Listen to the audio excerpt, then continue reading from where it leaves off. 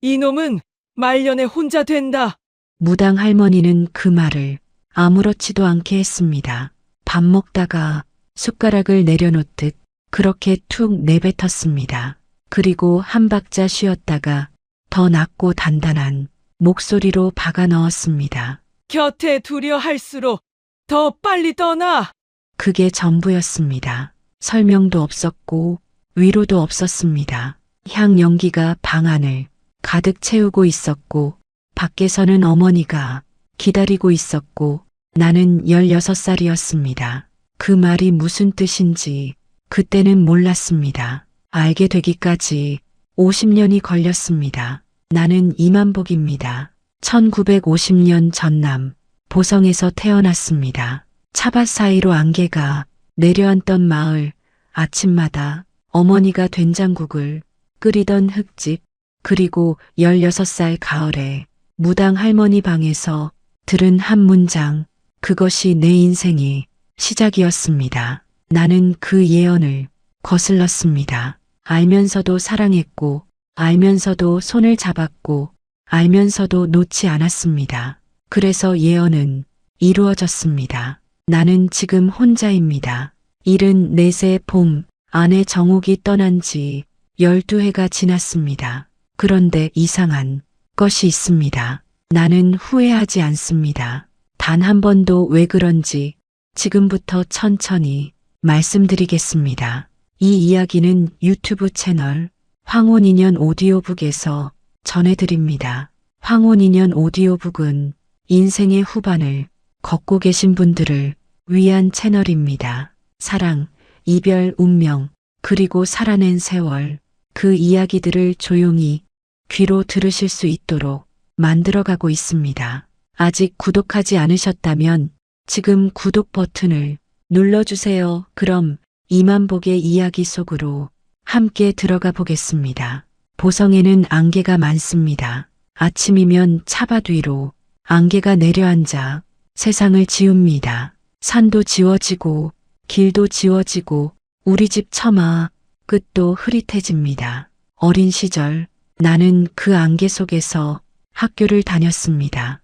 발밑에 길이 있다는 것을 믿으며 한 발씩 내딛는 것, 그게 보성 사람들이 아침이었습니다. 우리 집은 가난했습니다. 가난하다는 말이 특별할 것도 없었습니다. 마을 사람 모두가 그랬으니까요. 아버지는 차밭 일을 했고 어머니는 삭바느질을 했습니다. 형이 둘, 누나가 하나, 막내가 나였습니다.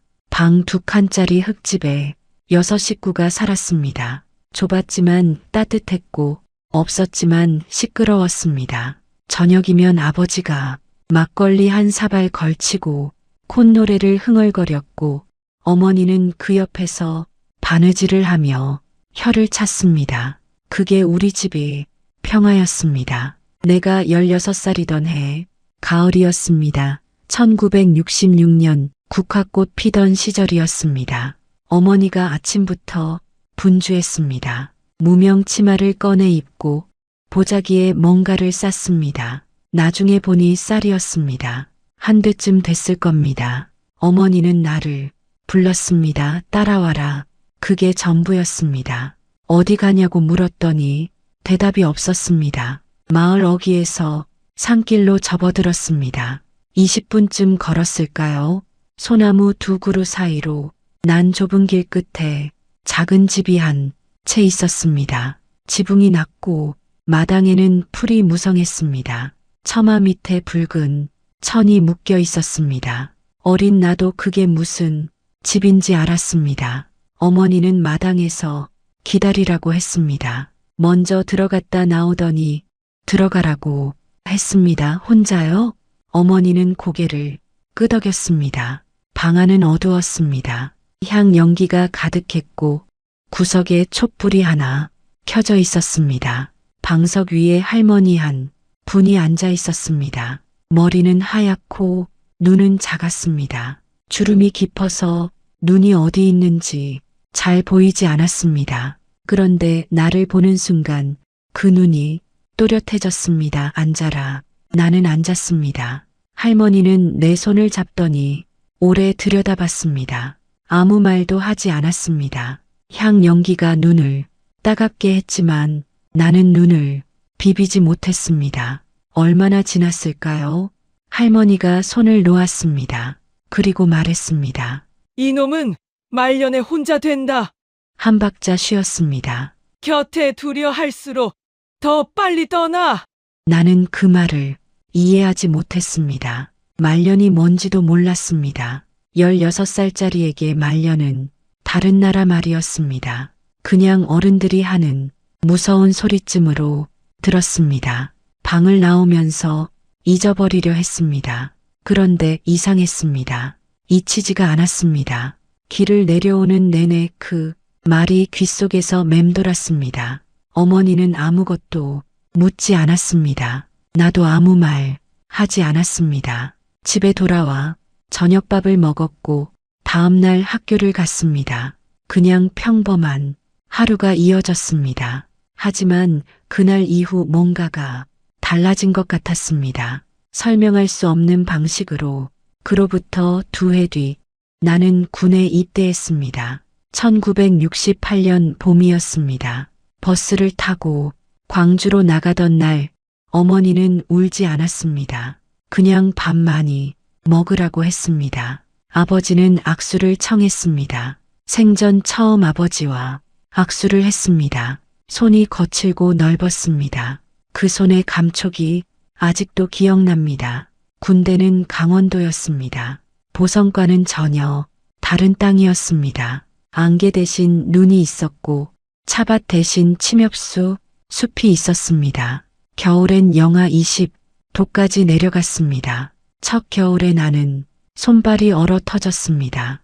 그래도 버텼습니다. 보성 사람들은 원래 그렇게 삽니다. 발밑에 길이 있다는 것을 믿으며 한 발씩 내딛는 거라고 안개 속에서 배운 대로 했습니다. 제대는 1971년이었습니다. 21살이었습니다. 고향으로 돌아갔지만 오래 있지 않았습니다. 일이 없었습니다. 형들도 이미 도시로 나간 뒤였습니다. 아버지가 말했습니다. 서울가라 짧은 말이었지만 그 안에 많은 것이 들어 있었습니다. 그해 여름 나는 보성을 떠났습니다. 버스가 마을을 벗어날 때 차창으로 차밭이 보였습니다. 안개는 없었습니다. 처음으로 안개 없이 보는 차밭이었습니다. 생각보다 넓었습니다. 생각보다 초록이 짙었습니다. 그것이 내가 기억하는 고향의 마지막 풍경이었습니다. 적어도 한동안은 서울은 컸습니다. 무섭도록 컸습니다. 나는 구로에 자리를 잡았습니다. 형의 소개로 전자부품 공장에 들어갔습니다. 기숙사가 있었고 하루 10시간씩 일했습니다. 처음엔 손이 떨렸습니다. 작은 부품들을 집어 조립하는 일인데 산골 출신 손이 그런 섬세한 일을 하자니 처음엔 쉽지 않았습니다. 그래도 한 달이 지나니 익숙해졌습니다. 2달이 지나니 빨라졌습니다. 공장에는 젊은이들이 많았습니다. 전국 각지에서 올라온 사람들이었습니다. 경상도, 충청도, 강원도 사투리가 뒤섞여 웅성거렸습니다. 밥을 같이 먹고 담배를 같이 피우고 가끔 막걸리를 같이 마셨습니다. 그게 우리의 우정이었습니다. 깊지 않았지만 따뜻했습니다. 나는 그 시절 무당 할머니의 말을 거의 잊고 살았습니다. 먹고 사는 일이 바빴습니다. 말년이니 혼자니 하는 말들은 배고픔 앞에서 힘을 잃었습니다. 20 초반에 나에게 중요한 것은 이번 달 월급이 언제 나오느냐는 것이었습니다. 그러나 씨앗이라는 것은 그런 겁니다. 심긴 줄도 모르는 사이에 뿌리를 내립니다. 물을 주지 않아도 햇볕이 없어도 땅속에서 조용히 기다립니다. 때가 되면 올라옵니다. 반드시 그 씨앗이 내 안에서 싹을 틔우기까지 몇 해가 더 필요했습니다. 정옥을 처음 본 것은 1975년 봄이었습니다. 공장 식당에서였습니다. 점심시간이면 사람들이 한꺼번에 몰려들어 긴 줄을 섰습니다. 나는 늦게 나오는 편이었습니다. 기계 정리를 꼼꼼히 하고 나면 항상 줄 끝이었습니다. 그날도 마찬가지였습니다. 뒤에서 두 번째로 줄을 서는데 앞에 서 있는 여자가 쟁반을 떨어뜨렸습니다. 국그릇이 엎어지고 밥풀이 바닥에 흩어졌습니다. 여자는 얼굴이 빨개졌습니다. 주위 사람들이 힐끗 봤습니다. 나는 별 생각 없이 쪼그려 앉아 쟁반을 집어들었습니다. 여자가 당황해서 고맙습니다 라고 했습니다. 전라도 사투리였습니다. 나도 모르게 웃음이 나왔습니다. 나도 전라도요. 그 말을 했습니다. 그게 시작이었습니다. 정욱은 전남 나주 출신이었습니다. 나보다 2살 아래였고 나와 다른 라인에서 일했습니다. 밝은 사람이었습니다. 말이 많은 편은 아니었지만 웃음이 해프지 않으면서도 잘 웃었습니다. 웃을 때 눈이 가늘어지는 사람이었습니다. 한번 보면 기억에 남는 웃음이었습니다. 우리는 가끔 같이 밥을 먹었습니다. 처음엔 동양 사람끼리 그러는 거라고 생각했습니다. 그런데 어느 날부터 정욱이 오지 않으면 밥맛이 달랐습니다. 그걸 깨달은 날 나는 한동안 멍하니 앉아 있었습니다. 그때 무당 할머니의 말이 오랜만에 떠올랐습니다. 말년에 혼자 된다. 곁에 두려 할수록 더 빨리 떠난다. 나는 머리를 흔들었습니다. 16살에 들은 말이었습니다. 미신이었습니다. 그런 것을 25살이 넘어서까지 믿고 있다면 그게 더 이상한 거라고 스스로를 다독였습니다. 그리고 다음날 정욱에게 저녁 먹자고 했습니다. 우리는 공장 근처 설렁탕집에서 처음으로 둘이 밥을 먹었습니다. 정욱은 설렁탕에 깍두기를 잔뜩 넣어 먹었습니다. 나는 그게 왜인지 예뻐 보였습니다. 사람이 밥을 맛있게 먹는 모습이 그렇게 좋아 보인 건 처음이었습니다. 우리는 고향 이야기를 했습니다. 나는 보성 안개 이야기를 했고 정욱은 나주 배박 이야기를 했습니다. 두 사람 다 가난한 집에서 자란 이야기를 웃으면서 했습니다. 웃을 수 있어서 다행이라고 생각했습니다. 그해 여름 내내 우리는 만났습니다. 퇴근 후 천변을 걷거나 쉬는 날 시장 구경을 했습니다. 특별한 데를 가지 않아도 좋았습니다. 그냥 옆에 있는 것으로 충분했습니다. 나는 그런 감정이 낯설었습니다. 군대에서도 공장에서도 늘 혼자였습니다. 혼자가 편하다고 생각했습니다. 그런데 정욱과 함께 걷고 나면 혼자 방에 돌아왔을 때 공기가 달랐습니다. 방이 더 작게 느껴졌습니다. 가을이 되었을 때 나는 정욱에게 사귀자고 했습니다. 거창한 말은 못했습니다. 그냥 나는 당신이 좋습니다. 라고 했습니다. 정욱은 잠시 나를 보더니 말했습니다. 나도요. 그 두 글자가 그의 가을 나에게 가장 큰 말이었습니다.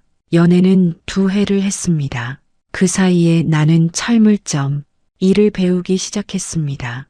공장 일이 몸에 맞지 않는다는 걸 알았고 손으로 무언가를 고치는 일이 좋았습니다. 선배 한 명이 철물점을 하는데 심부름을 다니면서 익혔습니다. 언젠가는 내 가게를 하고 싶었습니다. 그게 그 시절 나의 꿈이었습니다. 소박하지만 내 것인 꿈이었습니다. 1977년 봄 우리는 결혼을 약속했습니다. 그때 어머니에게서 편지가 왔습니다. 손으로 꾹꾹 눌러 쓴 편지였습니다. 어머니는 글을 잘 못 썼습니다. 받침이 틀리고 띄어쓰기가 없었습니다. 그래도 무슨 말인지 알 수 있었습니다.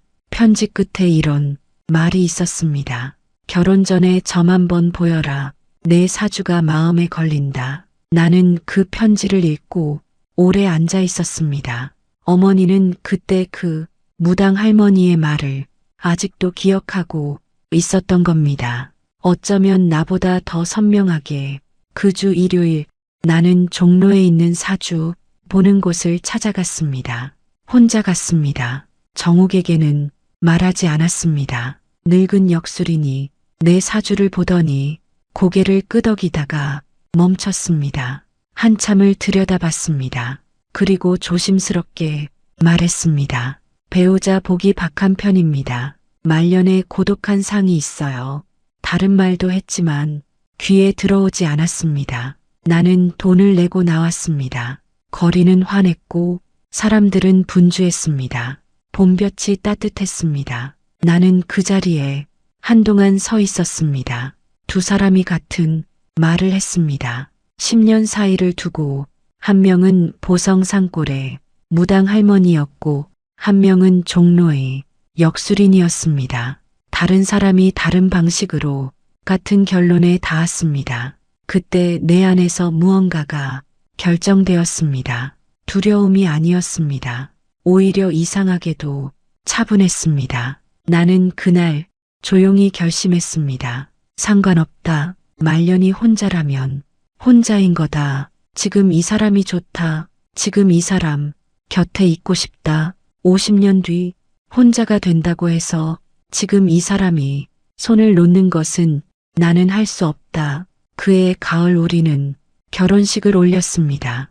예식장이 아니었습니다. 정옥의 친척 집 마당에서 하객 30명 앞에서 조촐하게 했습니다. 정옥은 분홍 저고리를 입었습니다. 나는 양복을 빌렸습니다. 사진사가 찍어 준 사진 속에서 우리 둘은 어색하게 웃고 있습니다. 그 어색한 웃음이 나는 지금도 좋습니다. 결혼식이 끝나고 저녁 둘이 자취방에 앉아 라면을 끓여 먹었습니다. 정옥이 말했습니다. 우리 잘 살 수 있겠지요. 나는 대답 대신 그냥 웃었습니다. 잘 살 수 있을 거라고 믿었습니다. 아니, 믿고 싶었습니다. 무당의 말이 맞더라도 그 말이 이루어지기 전까지의 시간만큼은 온전히 살아내고 싶었습니다. 그게 내가 운명에 맞서는 방식이었습니다. 거창한 싸움이 아니었습니다. 그냥 오늘을 사는 것이었습니다. 봄이 지나고 여름이 왔습니다. 그리고 우리의 여름은 오래 계속되었습니다. 결혼 후 우리의 살림은 더디게 자랐습니다. 신혼초 자취방에서 시작해 구로 반지하로 옮겼고 아이 둘이 생기고 나서야 영등포 쪽 작은 빌라로 이사했습니다.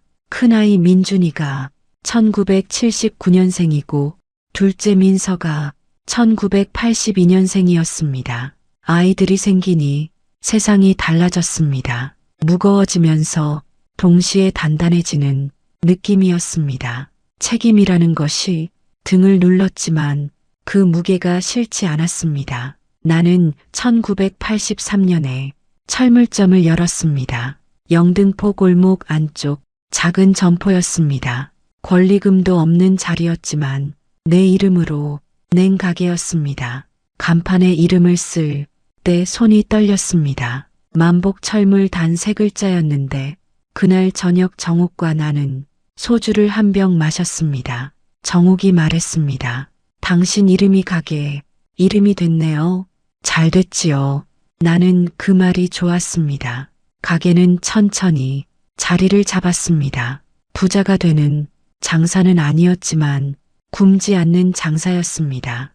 단골이 생겼고 단골을 데려왔습니다. 정옥은 살림을 하면서 가끔 가게 일도 거들었습니다. 손님 대하는 게 나보다 나았습니다. 나는 과묵한 편이었고 정옥은 말이 트인 편이었습니다. 우리는 그렇게 서로의 부족한 부분을 채우며 살았습니다. 1980년대가 가고 1990년대가 왔습니다. 아이들은 자랐고 살림도 조금 나아졌습니다. 나는 40이 넘었습니다. 무당의 예언 같은 것은 생각할 겨를이 없었습니다. 아니, 솔직히 말하면 잊었습니다. 바쁘게 살다 보면 그런 것들은 먼 이야기가 됩니다. 지금이 괜찮으면 미래의 불길한 말은 힘을 잃습니다. 그 겨울이 오기 전까지는 1993년 11월이었습니다. 43살 아직 45이 되지 않은 해였습니다. 정옥이 시장을 보러 갔습니다. 평소와 다름없는 오후였습니다. 나는 가게에 있었고 아이들은 학교에 있었습니다. 오후 3시쯤 됐을 겁니다. 전화가 왔습니다. 병원이었습니다. 정옥 씨 보호자시냐고 그 한마디에 가슴이 내려앉았습니다.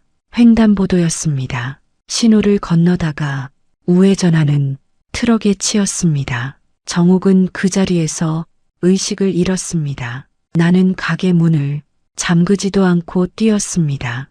응급실 복도는 형광등이 너무 밝았습니다. 의사가 설명하는데 말이 제대로 들리지 않았습니다. 뇌출혈 수술 예후 단어들이 공중에 떠다녔습니다. 나는 의자에 앉아 있었는데 앉아 있는 것인지 무너진 것인지 알 수 없었습니다. 그때였습니다. 무당 할머니의 목소리가 들렸습니다. 말년에 혼자 된다. 곁에 두려 할수록 더 빨리 떠나. 50년 전 보성 소나무 숲 끝 그 방에서 들은 목소리가 영등포 병원 복도에서 또렷하게 울렸습니다. 나는 눈을 감았습니다. 이 순간이 그것인가? 이게 그 말의 의미인가? 수술은 6시간이 넘었습니다. 정옥은 살았습니다. 그러나 달라졌습니다. 오른쪽 손발이 불편해졌습니다. 말이 어눌해졌습니다. 전에는 나보다 말이 빨랐는데 이제는 한 문장을 완성하는 데 시간이 걸렸습니다. 정옥은 그것을 제일 힘들어했습니다. 하고 싶은 말이 있는데 입이 따라오지 않는다고 어느 날 울었습니다. 나는 아무 말 못했습니다. 손만 잡았습니다. 나는 가게 문을 닫았습니다. 단골들이 아쉬워했습니다. 조금 있다 다시 열겠다고 했습니다. 그 조금이 결국 몇 년이 됐습니다. 아이들이 반대했습니다. 큰아이 민준이가 고등학생이던 때였습니다. 아버지 사람 쓰면 되잖아요. 나는 고개를 흔들었습니다. 그 아이는 이해하지 못했습니다. 왜 아버지가 직접 있어야 하는지를 나는 설명하지 않았습니다. 설명할 수 없었습니다. 곁에 두려 할수록 더 빨리 떠난다고 했습니다. 그렇다면 나는 곁에 있는 대신 떠나보내야 하는 걸까요? 그게 정옥을 살리는 방법인 걸까요? 그 생각이 밤마다 나를 흔들었습니다. 어떤 밤은 새벽 2시까지 천장을 봤습니다. 무당의 말대로 거리를 두면 정옥이 더 오래 살 수 있는 걸까? 그것이 운명에 순응하는 방식인 걸까? 그런데 이상한 것이 있었습니다. 나는 그 선택을 할 수가 없었습니다. 운명이 어떻게 됐든 예언이 맞든 틀리든 나는 저 방에 정옥이 있는 한 역이 있어야 했습니다. 그것이 두려움이 아니라 그냥 내 마음이었습니다. 설명이 필요 없는 마음이었습니다. 사랑이라는 말을 나는 평소에 잘 쓰지 않습니다. 쑥스럽기도 하고 그 말이 감정을 다 담는다는 생각도 들지 않았습니다. 그냥 내가 있어야 할 곳이 거기였습니다. 그게 전부였습니다. 정옥의 재활은 더뎠습니다. 병원과 집을 오갔습니다. 좋아지다가 나빠지고 나빠지다가 조금 좋아지는 일이 반복됐습니다. 나는 밥을 지었습니다. 빨래를 했습니다. 정옥이 불편한 손으로 숟가락을 잡으려 애쓸 때 나는 못 본 척했습니다. 도와주려 하면 정옥이 싫어했습니다. 스스로 하고 싶어 했습니다. 나는 그게 더 용감한 일이라는 걸 알았습니다. 그 시간들이 길었습니다. 몇 년이라는 말로는 설명이 안 됩니다. 어떤 하루는 일주일 같았고 어떤 일주일은 하루 같았습니다. 가게는 작은 규모로 다시 열었습니다. 오전에 가게를 보고 오후엔 집에 들어갔습니다. 그 패턴으로 몇 년을 살았습니다. 민준이가 대학을 갔고 민서가 취업을 했습니다. 아이들은 자기 삶을 살기 시작했습니다. 집이 다시 조용해졌습니다. 정옥과 나 둘만 남았습니다. 그것이 나쁘지 않았습니다. 아이들이 있을 때는 몰랐는데 둘만 있으니 정옥이 더 잘 보였습니다. 밥 먹는 모습, 텔레비전 보는 모습, 좋아하는 프로그램이 나오면 불편한 손으로 무릎을 탁 치는 모습, 오래같이 살아도 처음 보는 것들이 있었습니다. 나는 그것들을 눈에 담았습니다. 의식적으로 그랬던 것은 아닙니다. 그냥 그렇게 됐습니다. 폭풍이라는 것은 한꺼번에 오지 않습니다. 오래 머뭅니다. 바람이 강했다가 약해졌다가를 반복하면서 지나간 것 같은데 또 몰아치면서 사람을 긴 시간에 걸쳐 지치게 만듭니다. 나의 폭풍도 그랬습니다.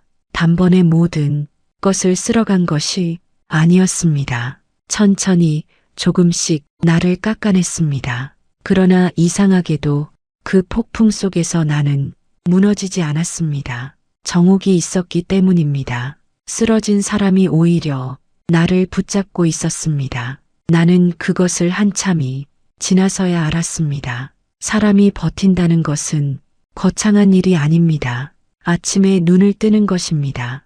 밥을 짓는 것입니다. 가게 문을 여는 것입니다. 저녁에 불을 켜고 정옥 곁에 앉는 것입니다.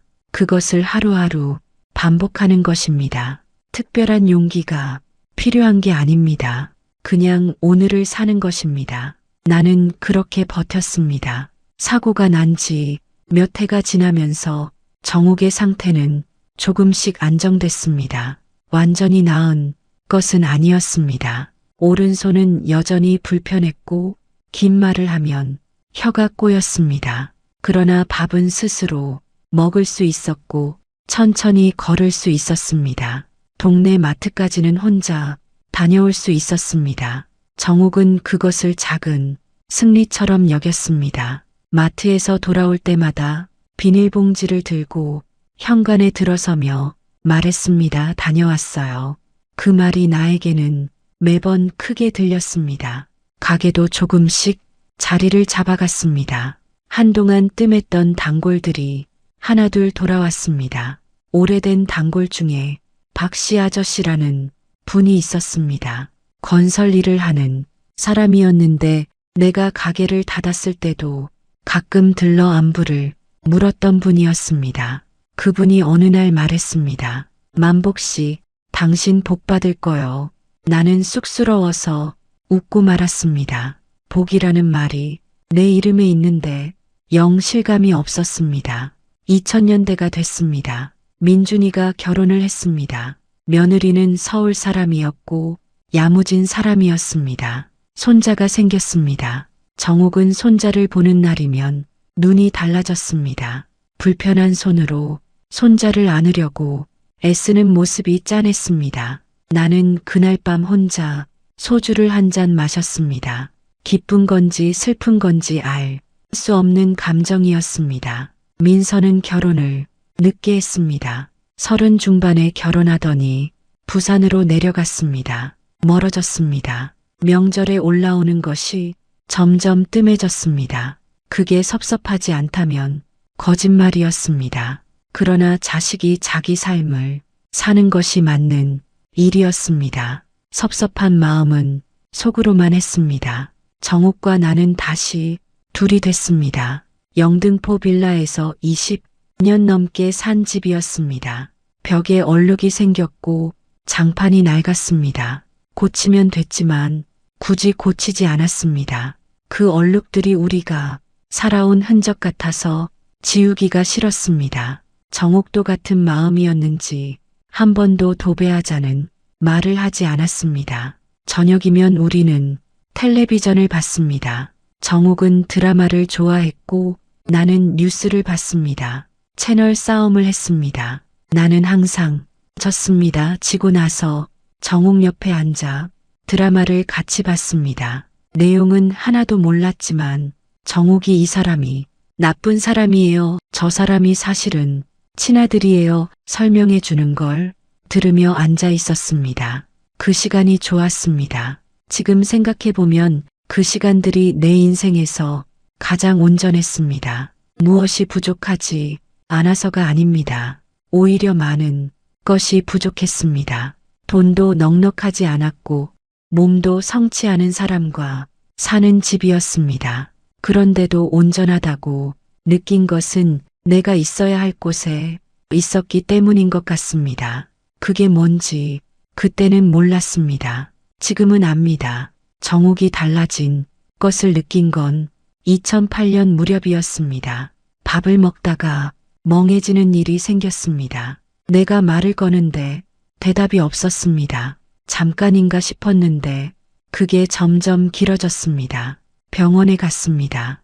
의사가 설명했습니다. 사고 후유증과 나이가 겹쳐 뇌 기능이 조금씩 떨어지고 있다고 했습니다. 막을 수 있는 일이 아니라고 했습니다. 나는 그 말을 듣고 차에 앉아 한참을 있었습니다. 시동을 걸지 않았습니다. 주차장에 다른 차들이 들어왔다 나갔습니다. 나는 그냥 앉아 있었습니다. 그때 처음으로 무당이 말을 다르게 들었습니다.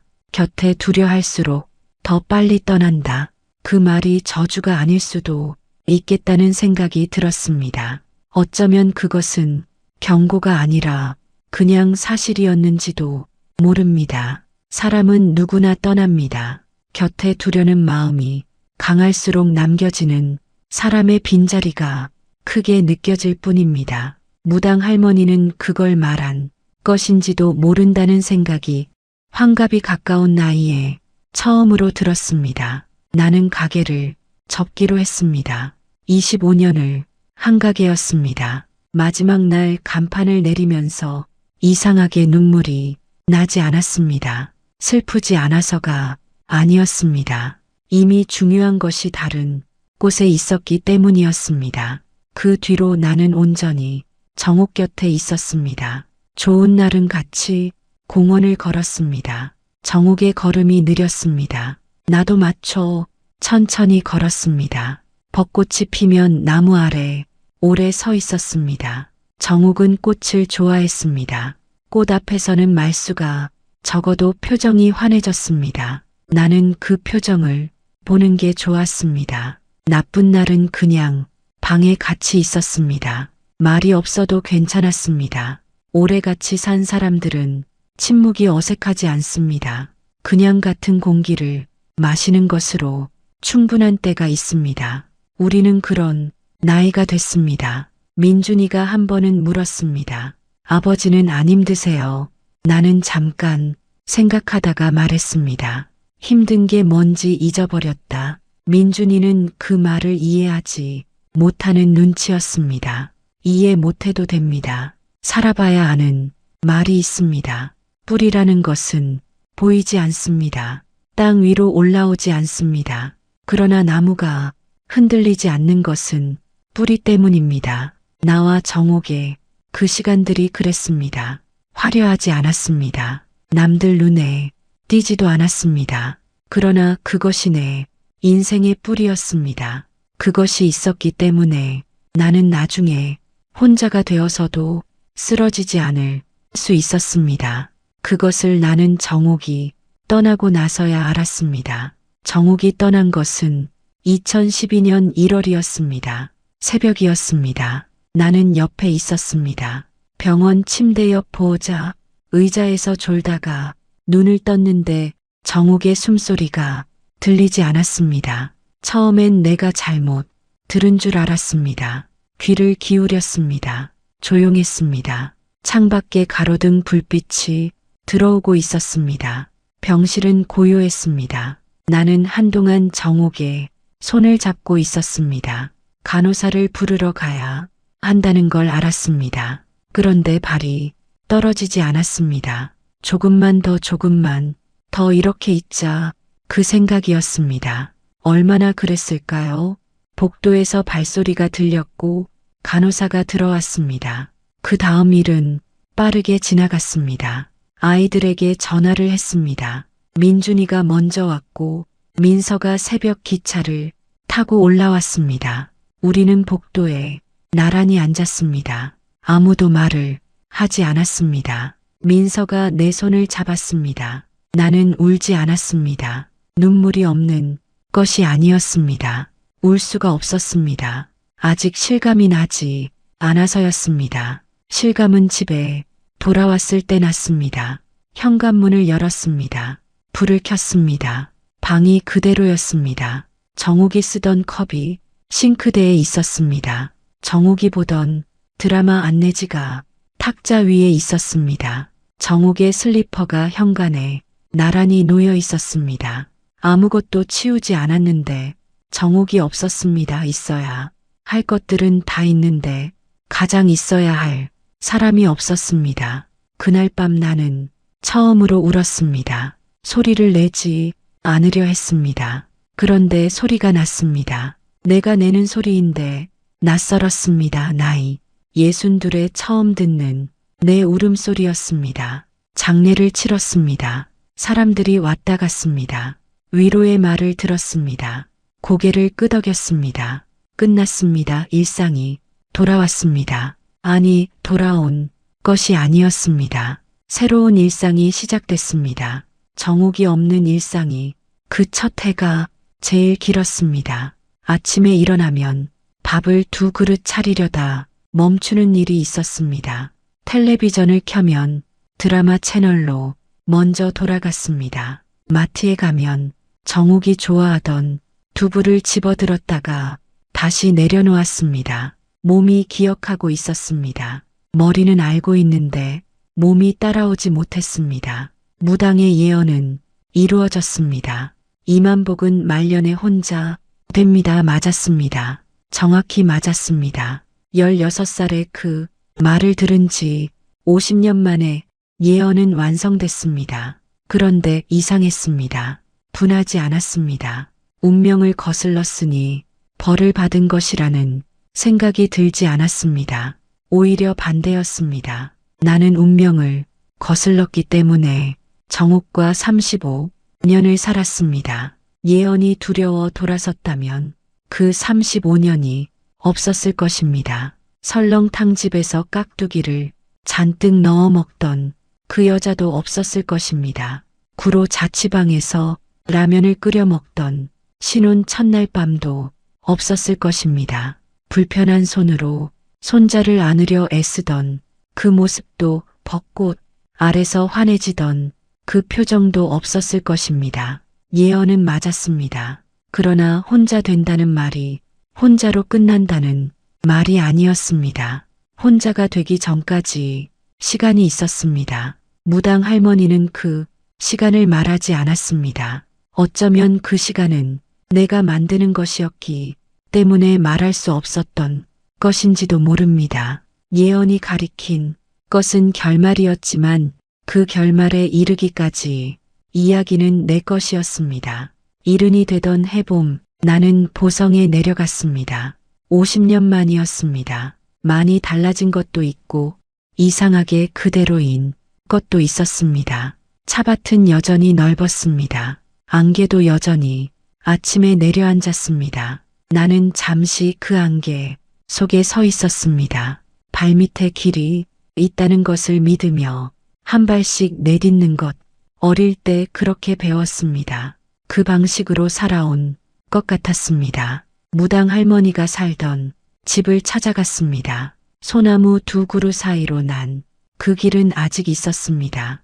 그러나 집은 달라져 있었습니다. 붉은 천도 없었고 처마 낮은 지붕도 없었습니다. 다른 사람이 사는 평범한 집이 들어서 있었습니다. 마당에 빨래가 널려 있었습니다. 나는 그 앞에 한참 서 있었습니다. 무당 할머니의 말이 맞았습니다. 그러나 그 예언이 내 인생을 결정한 것이 아니었습니다. 내가 그 예언 앞에서 어떤 선택을 했느냐가 내 인생을 결정했습니다. 나는 사랑을 택했습니다. 두려움보다 사랑이 컸습니다. 그 선택이 결국 나를 혼자로 만들었지만 동시에 그 선택이 나를 나이게 했습니다. 후회하느냐고 묻는다면 나는 아직도 후회하지 않습니다. 단 한 번도 정욱이 먼저 떠난 것이 슬픕니다. 아직도 슬픕니다. 그러나 정욱과 함께한 시간이 있었다는 것은 그 무엇도 지울 수 없습니다. 혼자가 된 지금도 그 시간은 내 안에 있습니다. 그 시간이 나를 먹이고 있습니다. 열매는 그런 것인지도 모릅니다. 나무에서 떨어지고 나서도 씨앗을 품고 있는 것, 그것이 내 이른의 이야기였습니다. 그리고 74신 지금도 이야기는 아직 끝나지 않았습니다. 나는 지금 보성에 삽니다.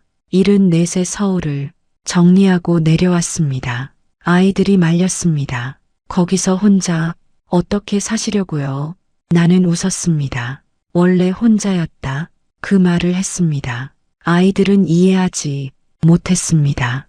이해 못해도 됩니다. 보성의 아침은 여전히 안개로 시작합니다. 차밭 위로 안개가 내려앉고 세상이 지워지는 그 시간, 나는 마당에 나와 서 있습니다. 아무것도 보이지 않습니다. 그런데 무섭지 않습니다. 어릴 때도 그랬습니다. 발밑에 길이 있다는 것을 믿으면 됩니다. 한 발씩 내디디면 됩니다. 무당 할머니의 말이 생각납니다. 이놈은 말년에 혼자 된다. 곁에 두려 할수록 더 빨리 떠나 맞았습니다. 나는 혼자입니다. 그러나 이 고요 속에 정옥이 있습니다. 35년의 시간이 있습니다. 설렁탕집 깍두기가 있고 신혼 첫날 라면이 있고 벚꽃 아래 화나던 얼굴이 있습니다.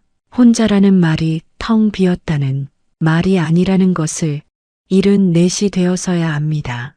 예언은 끝을 말했지만 그 끝에 이르는 길은 내가 걸었습니다. 그것으로 충분합니다. 안개가 걷히면 차밭이 나옵니다. 오늘도 그럴 것입니다. 교훈 이만복의 이야기를 끝까지 들어주셔서 감사합니다. 살다 보면 누군가 이런 말을 합니다. 그러면 안 됐는데, 그때 그러지 말았어야 했는데, 후회라는 것은 지나간 선택을 다르게 봤을 때 생깁니다. 그런데 만복은 끝내 후회하지 않았습니다. 예언을 알면서도 사랑을 택했고 혼자가 됐지만 그 선택을 놓지 않았습니다. 운명이 정해져 있다 해도 그 운명을 살아내는 방식은 우리 것입니다. 두려움으로 살 수도 있고 사랑으로 살 수도 있습니다. 어떤 길을 걷느냐보다 그 길을 어떤 마음으로 걸었느냐가 결국 우리 인생이 빛깔을 만듭니다. 지금 이 순간 여러분 곁에 있는 사람이 생각나십니까? 아니면 떠나보낸 사람이 생각나십니까? 오늘 하루도 수고하셨습니다. 클로징 지금까지 황혼인연 오디오북이었습니다. 이 이야기가 좋으셨다면 구독과 좋아요 부탁드립니다. 여러분은 사주나 점을 믿으십니까? 댓글로 알려주세요. 다음 이야기로 또 찾아오겠습니다.